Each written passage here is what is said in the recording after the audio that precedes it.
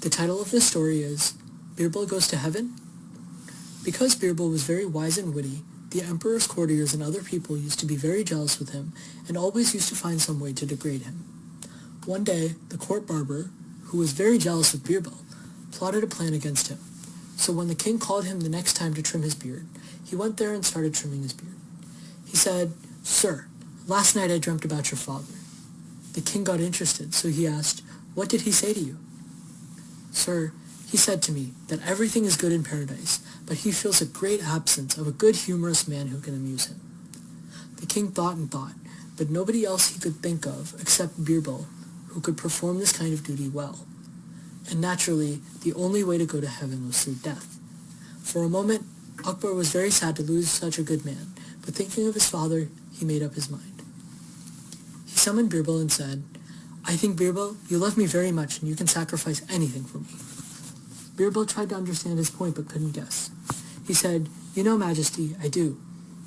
"Then, Birbal, please go to heaven to give company to my dear father." Birbal understood that this was a wicked plan of somebody to kill him. He said to Emperor politely, "I will do so, but I need a few days to prepare myself to go to heaven." The king said, "Certainly, you are giving me such a good favor. I allow you 1 week to prepare yourself." Now Birbal was worried. He thought, somebody has planned very well, and he could not escape from this plan. He thought, and then he found a way.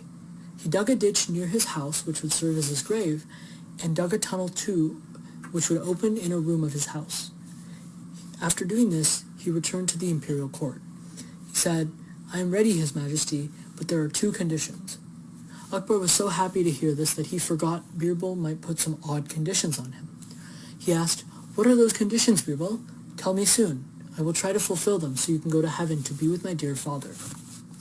Birbal said, "His Majesty, I wish to be buried near my house, and I want to be buried alive so that I can reach heaven alive to amuse your dear father." The king found this logical and agreed upon them immediately. So Birbal was buried alive near his house. Of course, after being buried alive, he made his way to his house, where he lived in confinement for 6 months.